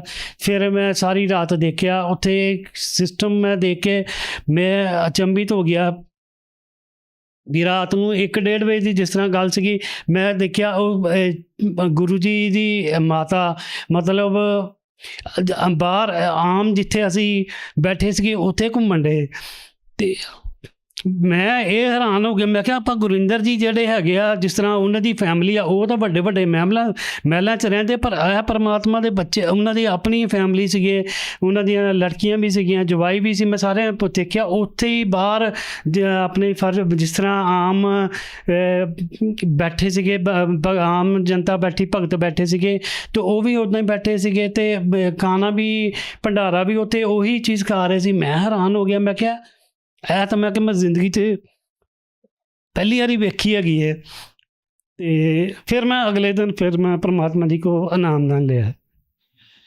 ਸੰਤ ਰਾਮਪਾਲ ਜੀ ਮਹਾਰਾਜ ਜੀ ਤੋਂ ਨਾਮ ਦੀਕਸ਼ਾ ਲੈਣ ਤੋਂ ਬਾਅਦ 'ਚੋਂ ਤੁਹਾਨੂੰ ਕੀ ਲਾਭ ਪ੍ਰਾਪਤ ਹੋਏ? ਪਰਮਾਤਮਾ ਜੀ ਤੋਂ ਨਾਮਦਾਨ ਦੀਕਸ਼ਾ ਲੈਣ ਤੋਂ ਬਾਅਦ ਤਾਂ ਦੇਖਦਾ ਹੈ ਆਪਣੀ ਭਗਤੀ, ਸਹੀ ਭਗਤੀ ਮਿਲ ਗਈ। ਉਹ ਮੈਨੂੰ ਬਹੁਤ ਹੋਇਆ ਵੀ ਚਲੋ ਸਾਡਾ ਜ਼ਿੰਦਗੀ ਦਾ ਜੋ ਮੇਨ ਮਕਸਦ ਸੀਗਾ, ਮੋਕਸ਼ ਦਾ ਵੀ ਸੀਗਾ, ਉਹ ਕਿਸ ਤਰ੍ਹਾਂ ਹੈਗੀ। ਔਰ ਜੋ ਵੇਦਾਂ ਪੁਰਾਣਾਂ ਦੇ ਵਿੱਚ ਭਗਤੀ ਜਿੱਦਾਂ ਉਹਦੇ ਹਿਸਾਬ ਨਾਲ ਆਪਾਂ ਨੂੰ ਉਹ ਮਿਲ ਗਈ। ਦੂਸਰੀ ਇਹ ਸੀਗੀ ਵੀ ਚਲੋ ਦੂਸਰੀ ਦੁਨਿਆਵੀ ਭਗਤੀਆਂ ਵੀ ਹੁੰਦੀਆਂ, ਆਪਣੀ ਸਰੀਰਕ ਭਗਤੀ ਜਿਹਨੂੰ ਕਹਿੰਦੇ ਆ, ਉਹਦੇ ਵਿੱਚ ਬੰਦਾ ਭਗਤੀ ਜਦੋਂ ਕਰਦਾ ਵੀ ਕੋਈ ਦੁੱਖਾਂ ਵਾਸਤੇ ਕਰਦਾ ਜਾਂ ਕੋਈ ਸਰੀਰਕ ਕਸ਼ਟ ਹੁੰਦੇ ਆ। ਅਤੇ ਜਿੱਦਾਂ ਸ਼ੂਗਰ ਮੇਰੀ ਬਹੁਤ ਹਾਈ ਹੁੰਦੀ ਸੀ, 385 ਮੋਰ ਦੈਨ 400, ਪਰ ਉਹ ਬਾਅਦ ਦੇ ਵਿੱਚ ਜਦੋਂ ਪਰਮਾਤਮਾ ਜੀ ਕੋ ਨਾਮਦਾਨ ਲਿਆ, ਥੋੜ੍ਹੇ ਸਮੇਂ ਬਾਅਦ ਉਹ ਬਿਲਕੁਲ 2-3 ਮਹੀਨੇ ਬਾਅਦ ਨੋਰਮਲੀ ਤਕਰੀਬਨ ਆ ਗਈ। ਪਹਿਲਾਂ 2-3 ਮਹੀਨੇ ਬਾਅਦ 200 ਦੇ ਕਰੀਬ ਆ ਗਈ। ਫਿਰ ਪਰ ਮੈਂ ਮੈਡੀਸਨ ਨਹੀਂ ਸੀ ਕਦੇ ਖਾਂਦਾ। ਮੈਂ ਜਦੋਂ ਦੀ ਫਿਰ ਭਗਤੀ ਕੀਤੀ ਫਿਰ ਮੈਡੀਸਨ ਛੱਡ ਦਿੱਤੀ ਸੀ। ਫਿਰ ਆਪਣੇ ਆਪ ਹੀ ਬਿਲਕੁਲ ਨੋਰਮਲ ਆ ਗਈ, ਸਭ ਕੁਝ ਹੋ ਗਿਆ ਪਰਮਾਤਮਾ ਜੀ ਦੇ। ਅਤੇ ਬਾਕੀ ਪਰਮਾਤਮਾ ਜੀ ਦੇ ਨਾਮਦਾਨ ਤੋਂ ਬਾਅਦ ਵੀ ਇਸ ਤਰ੍ਹਾਂ ਹੋਇਆ, ਬਿਟੀਆ ਜਿਸ ਤਰ੍ਹਾਂ ਮੇਰੀ ਮੈਰਿਜ ਸੀਗੀ ਅਤੇ ਪਰਮਾਤਮਾ ਜੀ ਜਦੋਂ ਆਪਣੀ ਨਾਮਦਾਨ ਜਿਸ ਤਰ੍ਹਾਂ ਆਪਣੇ ਦਿੰਦੇ ਹੈਗੇ, ਉਹਨਾਂ ਵਿੱਚ ਨਿਯਮ ਵੀ ਹੈਗੇ ਆ ਵੀ ਤੁਸੀਂ ਜੋ ਕੁਛ ਅਗਰ ਕਰਨਾ ਹੈਗਾ, ਨਾ ਕਿਸੇ ਕੋ ਕੁਛ ਲੈਣਾ, ਨਾ ਕਿਸੇ ਨੂੰ ਦੇਣਾ, ਅਤੇ ਨਾ ਨਸ਼ਾ ਕਰਨਾ, ਨਾ ਕਿਸੇ ਨੂੰ ਕਰਨ ਦੇਣਾ। ਈਵਨ ਦੈਨ ਜਦੋਂ ਕੋਈ ਮੈਰਿਜ ਵੀ ਹੁੰਦੀ ਹੈ ਤੁਸੀਂ ਆਪਣੇ ਬੱਚਿਆਂ ਦੀ ਕਰਨੀ। ਰਮੈਨੀ ਸਿਸਟਮ ਹੁੰਦਾ ਗੁਰੂ ਜੀ ਦਾ, ਸਾਡੇ ਇੱਥੇ ਰਮੈਨੀ ਸਿਸਟਮ ਹੈ। 17 ਦੇ ਮਿੰਟਾਂ ਦੇ ਵਿੱਚ ਵਿਆਹ ਹੋ ਜਾਂਦਾ, ਪਰ ਉਹਦੇ ਵਿੱਚ ਨਾ ਕੁਛ ਲੱਤਾ ਜਾਂਦਾ, ਨਾ ਕੁਛ ਦਿੱਤਾ ਜਾਂਦਾ ਹੈਗਾ। ਅਤੇ ਉਹਦੇ ਵਿੱਚ ਜਦੋਂ ਅਸੀਂ ਬਿਟੀਆ ਮੇਰੀ ਸੀ, ਜਦੋਂ ਮੈਰਿਜ ਕਰਨੀ ਸੀ, ਜਾਂ ਗੁਰੂ ਜੀ ਨੇ ਸਾਨੂੰ ਉਦੇਸ਼ ਦਿੱਤਾ ਸੀਗਾ ਵੀ ਕੁਛ ਲੈਣਾ ਦੇਣਾ ਨਹੀਂ ਹੈ, ਪਰ ਉਹਨਾਂ ਦੀਆਂ ਡਿਮਾਂਡਸ ਬਹੁਤ ਸੀਗੀਆਂ। ਉਹ ਕਹਿੰਦੇ ਸੀਗੇ ਵੀ ਉਹਨਾਂ ਦੀ ਫੈਮਲੀਜ਼ ਕੋਈ ਅਮਰੀਕਾ ਰਹਿੰਦੀ ਸੀ, ਕੋਈ ਨਿਊਜ਼ੀਲੈਂਡ ਰਹਿੰਦੀ, ਸੈਟਲ ਫੈਮਲੀ ਸੀ। ਉਹ ਕਹਿੰਦੇ ਸੀ ਅਸੀਂ ਕਰਨੀ ਬੜੀ ਹਾਈ ਫਾਈ ਨਾਲ ਮੈਰਿਜ ਕਰਨੀ ਹੈ, ਇਹ ਕਰਾਂਗੇ, ਸਗਨ ਕਰਾਂ। ਅਸੀਂ ਟੋਟਲੀ ਮਨਾ ਕਰਤਾ। ਅਸੀਂ ਕਿਹਾ ਮੈਰਿਜ ਕਰਨੀ ਹੈ ਅਤੇ ਕੁਛ ਨਾ ਕੁਛ ਲੈਣਾ, ਨਾ ਕੁਛ ਦੇਣਾ, ਪਰ ਉਹ ਨਹੀਂ ਮੰਨੇ, ਕਹਿੰਦੇ ਅਸੀਂ ਇੱਦਾਂ ਹੀ ਕਰਨਾ। ਪਰ ਪਰਮਾਤਮਾ ਦੀ ਪਤਾ ਨਹੀਂ ਕੀ ਰਜ਼ਾ ਹੋਈ, ਉਹਨਾਂ ਨੇ ਬਾਅਦ 'ਚ ਸਭ ਕੁਛ, ਅਸੀਂ ਨਾ ਕੁਛ ਨਾ ਲਿਆ, ਨਾ ਕੁਛ ਦਿੱਤਾ। ਈਵਨ ਦੈਨ ਅਸੀਂ ਉਹ ਜਿਹੜੀ ਇੱਕ ਸਰਕਾਰੀ ਜੋ ਸਿਸਟਮ ਹੁੰਦਾ ਹੈ, ਜਦੋਂ ਆਪਾਂ ਕੋਈ ਵੀ ਮੈਰਿਜ ਕਰਦੇ ਹਾਂ ਉਹਦੀ ਇੱਕ ਰਜਿਸਟ੍ਰੇਸ਼ਨ ਜ਼ਰੂਰੀ ਹੁੰਦੀ ਹੈ। ਅਤੇ ਉਦੋਂ ਜਦੋਂ ਇਹਨਾਂ ਦੀ ਆਪਾਂ, ਕਿਉਂਕਿ ਉਹ ਅਨੁਪਦੇਸ਼ੀ ਸੀਗੇ ਔਰ ਅਸੀਂ ਉਪਦੇਸ਼ੀ ਸੀਗੇ, ਮੈਰਿਜ ਕੀਤੀ ਅਤੇ ਉਹ ਸਿਰਫ ਗੁਰਦੁਆਰੇ 'ਚ ਮੈਰਿਜ ਕੀਤੀ ਸੀਗੀ ਤਾਂ ਕਿ ਆਪਾਂ ਇੱਕ ਰਜਿਸਟ੍ਰੇਸ਼ਨ ਵਾਲੀ ਫਾਰਮੈਲਿਟੀ ਪੂਰੀ ਕਰੀਏ। ਔਰ ਸਾਡੇ ਉਹ ਸਿਰਫ 33 ਜਾਂ 3400 ਰੁਪਇਆ ਲੱਗਾ ਸੀ, ਉਹ ਵੀ ਜੋ ਉਹਨਾਂ ਦੀ ਮਿਨੀਮਮ ਫੀਸ ਹੁੰਦੀ ਹੈ, ਅਤੇ ਉਹ ਸਿਰਫ ਦਿੱਤੀ ਸੀ, ਨਾ ਕੁਛ ਲਿਆ, ਨਾ ਕੁਛ ਦਿੱਤਾ। ਜਦ ਕਿ ਉਹਨਾਂ ਦੀ ਜਿੱਦ ਸੀ ਅਸੀਂ ਇੰਨਾ ਕੁਛ ਕਰਾਂਗੇ, ਸਾਡੀ ਫੈਮਿਲੀ ਇੰਨੀ, ਮਤਲਬ ਇੰਨੇ ਬੰਦੇ ਆਉਣਗੇ, ਇੰਨੇ ਆਉਣਗੇ। ਪਰਮਾਤਮਾ ਨੇ ਕੀ ਰਜ਼ਾ ਕੀਤੀ ਮੈਨੂੰ ਨਹੀਂ ਪਤਾ। ਸਾਡੇ ਘਰ 'ਚੋਂ ਮੇਰੀ ਵਾਈਫ, ਮੇਰਾ ਬੇਟਾ ਔਰ ਬਿਟੀਆ, ਔਰ ਦੂਸਰੇ ਪਾਸੇ ਉਹ ਲੜਕਾ ਬਾਹਰੋਂ ਆਇਆ ਸੀ ਕੈਨੇਡਾ ਤੋਂ, ਉਹਦੀ ਮਦਰ ਅਤੇ ਉਹਦੀ ਮਤਲਬ ਫਾਦਰ, 3 ਜਾਣੇ ਉਹ ਅਤੇ 4 ਜਾਣੇ ਉਹ, ਕੋਈ ਬਾਕੀ ਨਹੀਂ ਆਇਆ। ਪਰਮਾਤਮਾ ਦੀ ਇਹ ਬੜੀ ਰਜ਼ਾ ਹੋਈ। ਸਰ ਮੈਂ ਤੁਹਾਨੂੰ ਇੱਕ ਹੋਰ ਚੀਜ਼ ਦੱਸਣਾ ਚਾਹੁੰਦਾ ਵੀ ਪਰਮਾਤਮਾ ਨੇ ਮਤਲਬ ਕਿਸ ਤਰ੍ਹਾਂ ਹੋਰ ਲਾਭ ਤਾਂ ਤਕਰੀਬਨ ਮਿਲਦੇ ਹੀ ਰਹਿੰਦੇ ਹੈਗੇ ਆ। ਇਸ ਤਰ੍ਹਾਂ ਮੈਂ ਇੱਕ ਵੈਸੇ ਤੁਹਾਨੂੰ ਹੋਰ ਚੀਜ਼ ਦੱਸਣਾ, ਜਿਸ ਤਰ੍ਹਾਂ ਬਿਟੀਆ ਬਾਰੇ ਦੱਸਿਆ, ਇੱਦਾਂ ਹੀ ਆਪਣੇ ਮੈਂ ਬੇਟੇ ਬਾਰੇ ਦੱਸਣਾ ਚਾਹੁੰਦਾ। ਬੇਟਾ ਮੇਰਾ ਰੀਸੈਂਟਲੀ ਹੁਣ ਉੱਥੇ ਕੈਨੇਡਾ ਗਿਆ ਸੀ। ਜਿਸ ਜਗ੍ਹਾ ਗਿਆ ਉਹ ਰਿਮੋਟ ਏਰੀਆ, ਨਾ ਸਾਡਾ ਕੋਈ ਉੱਧਰ ਹੈ, ਨਾ ਕੋਈ ਲੈਣਾ, ਨਾ ਕੋਈ ਦੇਣਾ, ਅਤੇ ਨਾ ਕੋਈ ਰਿਸ਼ਤੇਦਾਰ ਸੀਗੇ, ਅਤੇ ਸਾਨੂੰ ਇੰਨੀ ਪਰੇਸ਼ਾਨੀ ਸੀਗੀ ਵੀ ਬੇਟੇ ਨੂੰ ਕਿੱਦਾਂ ਭੇਜਾਂ। ਮੈਂ ਤੁਹਾਨੂੰ ਮੈਂ ਇਹ ਨਹੀਂ ਦੱਸਣਾ ਚਾਹੁੰਦਾ ਵੀ ਮੈਂ ਕੋਈ ਇੱਧਰ ਉੱਧਰ ਦੀਆਂ ਗੱਲਾਂ, ਤਾਂ ਮੈਂ ਮਿਰਾਕਲ ਦੱਸਣਾ ਚਾਹੁੰਦਾ ਵੀ ਪਰਮਾਤਮਾ ਕਿਸ ਤਰ੍ਹਾਂ ਬੰਦੇ ਦੀ ਮਦਦ ਕਰਦੇ ਹੈਗੇ, ਉਹ ਆਪਣੇ ਆਪ ਹੀ ਕਰਦੇ ਆ। ਜਿਸ ਤਰ੍ਹਾਂ ਬੇਟੇ ਨੇ ਜਾਣਾ ਸੀਗਾ, 4 ਦਿਨ ਪਹਿਲਾਂ ਸਾਡੇ ਕੋਲ ਕੋਈ ਸਿਸਟਮ ਨਹੀਂ ਸੀ ਹੈਗਾ ਵੀ ਉਹਨੂੰ ਬੇਟੇ ਨੂੰ ਕਿੱਦਾਂ ਐਡਜਸਟ ਕਰਨਾ। ਅਤੇ ਫਿਰ ਗੁਰੂ ਜੀ ਦੇ ਉੱਥੇ ਆਪਾਂ ਪੁੱਛਿਆ ਵੀ ਉੱਧਰ ਕੋਈ ਮਤਲਬ ਕੋਈ ਨਾਮਦਾਨ ਸੈਂਟਰ ਹੈ ਜਾਂ ਨਹੀਂ ਹੈ। ਅਤੇ ਜਿਹੜਾ ਨਾਮਦਾਨ ਸੈਂਟਰ ਸੀਗਾ ਪਤਾ ਨਹੀਂ ਪਹਿਲੇ 1000-1500 ਕਿਲੋਮੀਟਰ ਦੂਰ ਸੀਗਾ। ਅਤੇ ਜਦੋਂ ਉੱਥੇ ਫੋਨ ਕੀਤਾ ਅਤੇ ਉਹਨਾਂ ਨੇ ਕਿਹਾ ਵੀ ਉਹ ਜਿਹੜਾ ਨਾਮਦਾਨ ਸੈਂਟਰ ਆ ਉਹ ਹੁਣ ਉੱਥੇ ਲਾਗੇ ਆ ਗਿਆ ਜਿੱਥੇ ਬੇਟੇ ਨੇ ਜਾਣਾ ਸੀ। ਅਤੇ ਉਹ ਤੁਸੀਂ ਬਿਲੀਵ ਕਰੋ, ਉਹ ਤਾਂ ਹਾਲੇ 10 ਦਿਨ ਪਹਿਲਾਂ ਹੀ ਉੱਥੇ ਉਹਦਾ ਨਾਮਦਾਨ ਸੈਂਟਰ ਖੁੱਲ੍ਹ ਗਿਆ। ਅਤੇ ਫਿਰ ਜਦੋਂ ਉੱਥੇ ਗਿਆ ਬੇਟੇ ਨੇ ਮਤਲਬ ਆਪਣੇ ਪਰਮਾਤਮਾ ਨੂੰ ਦੇਖ, ਬੱਚਿਆਂ ਨੂੰ ਉੱਥੇ ਹੀ ਉਹਨਾਂ ਨੇ ਐਡਜਸਟਮੈਂਟ ਕਰ ਦਿੱਤੀ ਉਹਦੀ। ਅਤੇ ਉਸ ਤੋਂ ਬਾਅਦ ਜਿੱਥੇ ਹੁਣ ਉਹ ਬੇਟਾ ਕਾਲਜ ਦੇ ਵਿੱਚ ਕਰਦਾ, ਉਸ ਕਾਲਜ ਦੇ ਲਾਗੇ ਜਾ ਕੇ ਨਾ ਤਾਂ ਕੋਈ ਟਰਾਂਸਪੋਰਟ ਦੀ ਫੈਸਿਲਿਟੀ ਹੈ, ਨਾ ਕੁਛ ਹੈ। ਅਤੇ ਬੱਚੇ ਜਿੰਨੀ ਦੂਰ ਉੱਥੋਂ ਪੜ੍ਹਨ ਆਉਂਦੇ, ਸਾਰੇ 60 ਕਿਲੋਮੀਟਰ ਦੂਰ ਆਉਂਦੇ ਹੈਗੇ ਪੜ੍ਹਨ, ਉਹ ਵਾਪਿਸ ਉੱਥੇ ਜਾਂਦੇ ਆ। ਪਰ ਪਰਮਾਤਮਾ ਨੇ ਉਹ ਕੀ ਦੇਖੋ ਮਿਰਾਕਲ ਹੈਗੇ, ਉਸ ਬੱਚੇ ਨੂੰ ਉੱਥੇ ਹੀ ਇੱਕ ਰੂਮ ਮਿਲਿਆ, ਅਤੇ ਉੱਥੇ ਮਤਲਬ ਰੂਮ ਵੀ ਉਹਨੂੰ ਇਕੱਲਾ ਅਪਾਰਟਮੈਂਟ ਮਿਲਿਆ, ਅਤੇ ਨੌਕਰੀ ਵੀ ਉਹਨੂੰ ਉੱਥੇ ਹੀ ਮਿਲ ਗਈ ਹੈ। ਇਸ ਤੋਂ ਜ਼ਿਆਦਾ ਮੈਂ ਤੁਹਾਨੂੰ ਕੀ ਦੱਸ ਸਕਦਾ ਕਿ ਜਦ ਕਿ ਬਾਕੀ ਉਹਦੇ ਬੱਚੇ ਦੇ ਸਾਰੇ ਕਾਲਜ 300 ਸਟੂਡੈਂਟ ਹੈਗੇ, ਉਹ ਸਾਰੇ 60 ਕਿਲੋਮੀਟਰ ਦਾ ਦੂਰ ਉੱਥੇ ਜਾ ਕੇ ਆਉਂਦੇ ਆ, ਜਾ ਕੇ ਆਪਣੇ ਫਿਰ ਵਾਪਿਸ ਜਾਂਦੇ ਆ। ਉਹ ਇਕੱਲਾ ਹੀ ਬੱਚਾ ਉੱਥੇ ਹੈਗਾ। ਰਮੇਸ਼ ਕੁਮਾਰ ਜੀ, ਜਿਵੇਂ ਤੁਸੀਂ ਦੱਸਿਆ ਵੀ ਤੁਸੀਂ ਪੜ੍ਹੇ ਲਿਖੇ ਹੋ, ਜ਼ਿਆਦਾਤਰ ਲੋਕ ਜੋ ਸੰਤ ਮਾਰਗ ਤੇ ਲੱਗਦੇ ਨੇ ਉਹਨਾਂ ਨੂੰ ਕਿਹਾ ਜਾਂਦਾ ਵੀ ਉਹ ਅੰਧ ਵਿਸ਼ਵਾਸ ਦੇ ਤਹਿਤ ਸੰਤ ਮਾਰਗ ਦੇ ਉੱਤੇ ਲੱਗਦੇ ਨੇ। ਤੁਸੀਂ ਇਸ ਬਾਰੇ ਕੀ ਕਹਿਣਾ ਚਾਹੋਗੇ? ਨਹੀਂ, ਅੰਧ ਵਿਸ਼ਵਾਸ ਦੀ ਤਾਂ ਇਸ ਤਰ੍ਹਾਂ ਨਹੀਂ, ਉਹ 'ਚ ਪ੍ਰਮਾਤਮਾ ਦੀ ਜੋ ਕੁਝ ਵੀ ਚੀਜ਼ ਦੱਸਦੇ ਆਪਣੇ ਵੱਲੋਂ ਕੁਝ ਨਹੀਂ ਦੱਸਦੇ। ਇੱਕ ਇੱਕ ਚੀਜ਼ ਉਹ ਪਹਿਲਾਂ ਉਹ ਤੁਹਾਨੂੰ ਉਹ ਦਿਖਾਉਂਦੇ ਆ, ਗੀਤਾ ਦੀ ਖੋਲ੍ਹ ਕੇ ਦਿਖਾਉਂਦੇ ਆ, ਦੂਸਰੇ ਸਾਰੇ ਵੀ ਜੋ ਵੀ ਗ੍ਰੰਥ ਹੈਗੇ ਇੱਕ ਇੱਕ ਚੀਜ਼ ਉਂਗਲ ਦੇ ਨਾਲ ਦਿਖਾਉਂਦੇ ਆ, ਸ਼ਲੋਕ ਦੱਸਦੇ ਵੀ ਇਹ ਸ਼ਲੋਕ ਨੰਬਰ ਹੈ, ਇਹ ਅਧਿਆਇ ਨੰਬਰ ਇੰਨਾ, ਸਾਰੀਆਂ ਚੀਜ਼ਾਂ ਉਹ ਦੱਸਦੇ, ਆਪਣੇ ਵੱਲੋਂ ਕੋਈ ਚੀਜ਼ ਨਹੀਂ ਦੱਸਦੇ। ਨਾਲ ਉਹ ਜੋ ਵੀ ਦੱਸਦੇ ਹੈਗੇ ਆ ਵੀ ਭਗਤੀ ਮਾਰਗ ਕਿਸ ਤਰ੍ਹਾਂ ਕਰਨਾ ਹੈਗਾ, ਉਹ ਤਾਂ ਸਿਰਫ ਭਗਤੀ ਦਾ ਇੱਕ ਮਾਰਗ ਦੱਸਦੇ। ਉਹ ਵੀ ਕਹਿੰਦੇ ਜੋ ਕੁਝ ਵੀ ਮਿਲਣਾ ਤੁਸੀਂ ਇਹ ਭਗਤੀ ਕਰੋਗੇ ਤੁਹਾਨੂੰ ਉਹਦਾ ਹੀ ਫਲ ਮਿਲਣਾ, ਮਤਲਬ ਹੋਰ ਕੁਝ ਨਹੀਂ ਉਹਦੇ ਵਿੱਚ ਹੈਗਾ ਜੋ ਕੁਝ ਵੀ ਹੈ। ਦੇਖਣ 'ਚ ਆ ਰਿਹਾ ਵੀ ਅੱਜ ਜਿਹੜਾ ਪੰਜਾਬ ਆ ਉਹਦੇ ਜਿਹੜੇ ਜਵਾਨ ਨੇ, ਕੁੜੀਆਂ ਮੁੰਡੇ ਬਹੁਤ ਸਾਰੇ ਨਸ਼ੇ ਦੇ ਵਿੱਚ, ਨਸ਼ੇ ਦੀ ਜਿਹੜੀ ਲੱਤ ਆ ਉਹਨਾਂ ਨੂੰ ਬਹੁਤ ਬੁਰੀ ਤਰ੍ਹਾਂ ਲੱਗੀ ਹੋਈ ਆ, ਜਦ ਕਿ ਜਿਹੜੇ ਸੰਤ ਰਾਮਪਾਲ ਜੀ ਮਹਾਰਾਜ ਜੀ ਤੋਂ ਨਾਮ ਦੀਕਸ਼ਾ ਲੈ ਲੈਂਦੇ ਨੇ ਉਹ ਕਿਸੇ ਕਿਸਮ ਦਾ ਨਸ਼ਾ ਨਹੀਂ ਕਰਦੇ। ਤੁਸੀਂ ਜਿਹੜਾ ਪੰਜਾਬ ਦਾ ਯੁਵਾ ਸਮਾਜ ਆ ਉਹਨੂੰ ਕੀ ਸੰਦੇਸ਼ ਦੇਣਾ ਚਾਹੁੰਦੇ ਹੋ? ਮੈਂ ਤਾਂ ਇਹੀ ਸੰਦੇਸ਼ ਦੇਣਾ ਚਾਹੁੰਦਾ, ਜਿਸ ਤਰ੍ਹਾਂ ਆਪਣੇ ਪੰਜਾਬ ਦੇ ਵਿੱਚ ਇਹਨਾਂ ਦੇ ਇੱਕ ਰੀਤੀ ਰਿਵਾਜ ਜਾਂ ਉਹਨੂੰ ਰੀਤੀ ਰਿਵਾਜ ਹੀ ਸਮਝ ਲਓ, ਜੋ ਕਹਿੰਦੇ ਆ ਜਿੰਨਾ ਚਿਰ ਕਿਸੇ ਦੀ ਮੈਰਿਜ ਜਾਂ ਕਿਸੇ ਦੇ ਕੋਈ ਫੰਕਸ਼ਨ ਦੇ ਵਿੱਚ ਕੋਈ ਬੰਦਾ ਸ਼ਰਾਬ ਨਾ ਪੀਵੇ ਜਾਂ ਕੁਝ ਮਾਸ ਮदिरा ਨਾ ਕਰੇ ਤੇ ਉਹਨੂੰ ਉਹ ਫੈਮਿਲੀ ਨੂੰ ਜਾਂ ਉਹ ਦੂਸਰੀ ਨੂੰ ਜਾਂ ਸ਼ਾਦੀ ਜਾਂ ਕੋਈ ਵੀ ਫੰਕਸ਼ਨ ਨੂੰ ਸਫਲ ਨਹੀਂ ਸਮਝਿਆ ਜਾਂਦਾ। ਜਦ ਕਿ ਮਤਲਬ ਹੁਣ ਤੁਸੀਂ ਦੇਖੋ, ਇੱਕ ਐਗਜ਼ਾਮਪਲ ਮੈਂ ਦੇਣਾ, ਘਰ ਦੇ ਵਿੱਚ ਉਹ ਲੋਕ ਅਖੰਡ ਪਾਠ ਵੀ ਰਖਾਉਂਦੇ ਆ, ਜਗਰਾਤੇ ਵੀ ਕਰਾਉਂਦੇ ਆ, ਪਰ ਸ਼ਾਮ ਜਦੋਂ ਬੱਚਿਆਂ ਦੀ ਮੈਰਿਜ ਕਰਦੇ ਅਗਲੇ ਦਿਨ ਜਾਂ ਕੋਈ ਸ਼ਗਨ ਕਰਦੇ ਆ, ਉਹ ਅਗਲੇ ਦਿਨ ਕਿੰਨੀ ਸ਼ਰਾਬ ਪੀਂਦੇ ਆ, ਕਿੰਨਿਆਂ ਦਾ ਜੀਵ ਹੱਤਿਆ ਕਰਦੇ ਆ। ਮਤਲਬ ਸੋਚ ਉਹਨਾਂ ਦੀ ਦੇਖੋ ਕਿੱਥੇ ਤੱਕ ਮੈਂਟੈਲਿਟੀ ਹੈਗੀ ਹੈ। ਇੱਕ ਪਾਸੇ ਆਪਾਂ ਪਰਮਾਤਮਾ ਦੇ ਨਾਮ ਕਰਾਉਂਦੇ, ਅਗਲੇ ਦਿਨ ਕਿੰਨੀਆਂ ਜੀਵ ਹੱਤਿਆ ਕਰਦਾ ਹੈ। ਅਤੇ ਇਹ ਇੱਕ ਇਹਨਾਂ ਦਾ ਪੰਜਾਬੀਆਂ ਦਾ ਜਾਂ ਪੰਜਾਬ ਵਾਲਿਆਂ ਦਾ ਸਟੇਟਸ ਸੀਗਾ ਵੀ ਨਸ਼ਾ ਵਗੈਰਾ ਕਰਦੇ ਹੀ ਜਾਂ ਨਾ ਕਰੋ। ਪਰਮਾਤਮਾ ਦੇਖੋ, ਪਰਮਾਤਮਾ ਜੀ ਦੇ ਬੱਚੇ ਜਿਹੜਾ ਹੈਗੇ, ਪਰਮਾਤਮਾ ਦੀ ਪਹਿਲੀ ਇੱਕ ਇਹੀ ਹੈਗੀ ਆ, ਜਦੋਂ ਵੀ ਆਪਾਂ ਕੋਈ ਨਾਮ ਦੀਕਸ਼ਾ ਲੈਣੇ ਹੈਗੇ ਆ, ਉਹਨਾਂ ਦੀ ਕੰਡੀਸ਼ਨ ਪਹਿਲੀ ਹੈਗੀ ਆ, ਨਾ ਤੁਸੀਂ ਨਸ਼ਾ ਕਰਨਾ, ਨਾ ਕਿਸੇ ਨੂੰ ਨਸ਼ਾ ਕਰਨ ਦੇਣਾ, ਨਾ ਕਿਸੇ ਨਸ਼ਾ ਕਰਨ ਦੇ ਸਹਿਯੋਗ ਕਰਨਾ ਹੈਗਾ। ਤੇ ਗੁਰੂ ਜੀ ਦੇ ਜਿੰਨੇ ਵੀ ਆਪਣੇ ਸ਼ਿਸ਼ੇ ਹੈਗੇ ਆ ਜਾਂ ਜਿੰਨੇ ਵੀ ਭਗਤ ਉਹਨਾਂ ਦੇ ਜਿਨ੍ਹਾਂ ਨੇ ਨਾਮਦਾਨ ਲੱਤਾ, ਗੁਰੂ ਇਹ ਪੂਰੇ ਵਰਲਡ ਦੇ ਵਿੱਚ ਆਪਣਾ, ਮੈਂ ਤੁਹਾਨੂੰ ਡੰਕੇ ਦੀ ਚੋੜ ਨਾਲ ਕਹਿ ਸਕਦਾ, ਨਾ ਉਹ ਨਸ਼ਾ ਕਰਦੇ ਆ, ਨਾ ਉਹ ਕਰਨ ਦਿੰਦੇ ਆ ਕਿਸੇ ਨੂੰ, ਔਰ ਨਾ ਹੀ ਕਿਸੇ ਕੋ ਅਗਰ ਕੋਈ ਬੰਦਾ ਕਹਿੰਦਾ ਮੈਨੂੰ ਇਹ ਕੋਈ ਬੀੜੀ ਸਿਗਰਟ ਆਹ ਫਲਾਨੀ ਚੀਜ਼ ਲਿਆ, ਅਗਰ ਤੁਸੀਂ ਉਹਨਾਂ ਨੂੰ ਪੈਸੇ ਵੀ ਆਫਰ ਕਰ ਦਿਓ ਵੀ ਇਹ ਮੈਨੂੰ ਚੀਜ਼ ਲਿਆ ਕੇ ਦੇ ਦਿਓ, ਈਵਨ ਦੈਨ ਉਹਨਾਂ ਬੱਚੇ, ਉਹਨਾਂ ਦੇ ਬੱਚਿਆਂ ਨੂੰ ਵੀ, ਪਰ ਉਹ ਕੋਈ ਨਹੀਂ ਲਿਆ ਕੇ ਦੇਗਾ ਜਿਹੜੇ ਵੀ ਆਪਣੇ ਪਰਮਾਤਮਾ ਨੇ ਜਿਨ੍ਹਾਂ ਨੇ ਉੱਥੋਂ ਨਾਮਦਾਨ ਲੱਤਾ ਹੋਇਆ। ਅਤੇ ਮੈਂ ਤਾਂ ਇਹੀ ਤੁਹਾਨੂੰ ਦੇਖੋਗਾ ਕਿ ਵੀ ਇਹ ਨਸ਼ੇ ਦੇ ਵਿੱਚ ਦੇਖੋ ਕਿੰਨੀ ਹਾਲਤ ਖਰਾਬ ਹੁੰਦੀ ਹੈ। ਲੋਕ ਤਕਰੀਬਨ ਹਰ ਪਿੰਡਾਂ ਦੇ ਵਿੱਚ ਕਿੰਨੇ ਬੰਦੇ ਬੱਚੇ ਮਰਦੇ ਆ, ਉਹ ਕਰਦੇ ਆ। ਅਤੇ ਇਹ ਅਸੀਂ ਅਗਰ ਆਪਾਂ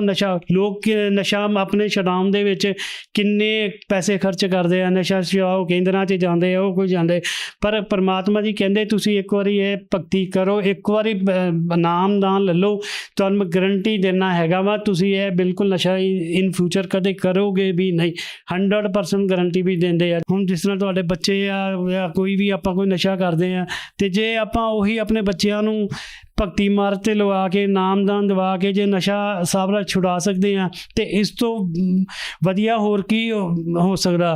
ਅਸੀਂ ਤਾਂ ਸਰਕਾਰ ਨੂੰ ਵੀ ਬੇਨਤੀ ਕਰਦੇ, ਸਰਕਾਰ ਇੰਨਾ ਪੈਸਾ ਲਗਾਉਂਦੀ ਹੈ, ਸਭ ਕੁਝ ਕਰਦੇ, ਪਰ ਕੋਈ ਨਹੀਂ ਕਰਦੇ। ਸ਼ਰਾਬ ਤਾਂ ਸਰਕਾਰ ਤਾਂ ਆਪ ਹੀ ਨਸ਼ਿਆਂ ਦੇ ਵਿੱਚ ਦੇਖੋ ਉਹਨਾਂ ਨੂੰ ਬੜਾਵਾ ਦਿੰਦੀ ਹੈ, ਹਰ ਸਾਲ ਟੈਕਸ ਲਗਾਉਂਦੀ ਆ, ਉੱਥੇ ਠੇਕੇ ਖੁਲਵਾਉਂਦੀ ਹੈ, ਕਰਵਾਉਂਦੀ। ਸਰਕਾਰ ਨੇ ਕੁਛ ਨਹੀਂ ਕਰਨਾ। ਸਰਕਾਰ ਵੱਲੋਂ ਤੁਹਾਡਾ ਕੋਈ ਫੈਮਿਲੀ ਵਾਲਾ ਬੱਚਾ ਮਰੇ ਭਾਵੇਂ ਜੀਵੇ, ਤੁਹਾਡੇ ਕੋਈ ਫੈਮਿਲੀ 'ਚ ਭਾਵੇਂ ਤੁਹਾਨੂੰ ਖਾਣ ਨੂੰ ਮਿਲੇ ਨਾ ਮਿਲੇ, ਉਹਨੇ ਆਪਣੀ ਕਮਾਈ ਕਰਨੀ ਹੈ। ਅਤੇ ਤੁਸੀਂ, ਮੈਂ ਫਿਰ ਬੇਨਤੀ ਕਰਦਾ ਵੀ ਤੁਸੀਂ ਇਹ ਸਤਸੰਗ ਜ਼ਰੂਰ ਸੁਣੋ। ਗੁਰੂ ਜੀ ਦੀ ਸੰਤ ਰਾਮਪਾਲ ਜੀ ਮਹਾਰਾਜ ਜੀ ਦੀ ਐਪ ਹੈਗੀ, ਉਹ ਡਾਊਨਲੋਡ ਕਰਕੇ ਸਤਸੰਗ ਸੁਣੋ, ਕੁਛ ਨਾ ਕੁਛ ਤਾਂ ਤੁਹਾਨੂੰ ਜ਼ਰੂਰ ਮਿਲੇਗਾ। ਬੰਦਾ ਇਹ ਨਾ ਸੋਚੋ ਵੀ ਮੈਂ ਉੱਥੇ ਜਾਣਾ ਵੀ ਮੈਨੂੰ ਇੰਨੇ ਪੈਸੇ ਦੇਣੇ ਪੈਣੇ ਹੈਗੇ ਆ, ਇਹ ਮਤਲਬ ਟੋਟਲੀ ਫ੍ਰੀ ਆਫ ਕਾਸਟ ਹੈ। ਪਰ ਇੱਕ ਹੱਥ ਜੋੜ ਕੇ ਬੇਨਤੀ ਹੈ ਕਿ ਤੁਸੀਂ ਆਪਣਾ ਸਤਸੰਗ ਗੁਰੂ ਜੀ ਦਾ ਜ਼ਰੂਰ ਸੁਣੋ ਤੇ ਆਪਣੇ ਕਲਿਆਣ ਕਰਾਓ। ਬਹੁਤ ਬਹੁਤ ਧੰਨਵਾਦ ਜੀ। ਧੰਨਵਾਦ ਜੀ।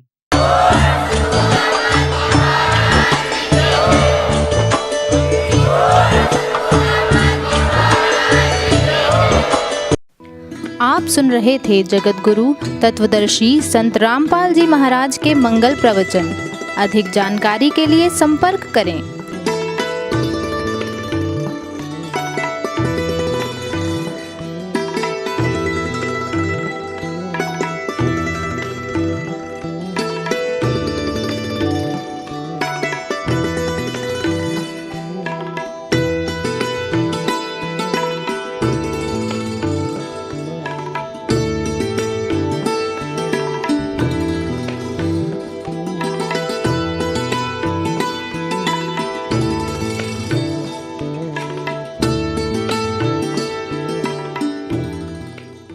जगत गुरु तत्वदर्शी संत रामपाल जी महाराज जी के पावन सानिध्य में भक्ति की अलख जगाने तथा श्रद्धालुओं को सत्य भक्ति मार्ग का रास्ता दिखाने हेतु कनाडा के लोकप्रिय channel the TV NRI channel पर जगत गुरु तत्वदर्शी संत रामपाल जी महाराज जी के मंगल प्रवचनों का प्रसारण प्रतिदिन सुबह 7:30 बजे से 8:30 बजे तक तथा रात्रि 7:30 बजे से 8:30 बजे तक किया जा रहा है। इस सत्य भक्ति मार्ग को अपनाने के लिए अधिक से अधिक सत्संग प्रसारण देखें। इस सत्संग प्रवचन का सीधा प्रसारण संत रामपाल जी महाराज लाइव सत्संग YouTube चैनल और जगत गुरु संत रामपाल जी महाराज Facebook पेज पर भी देख सकते हैं।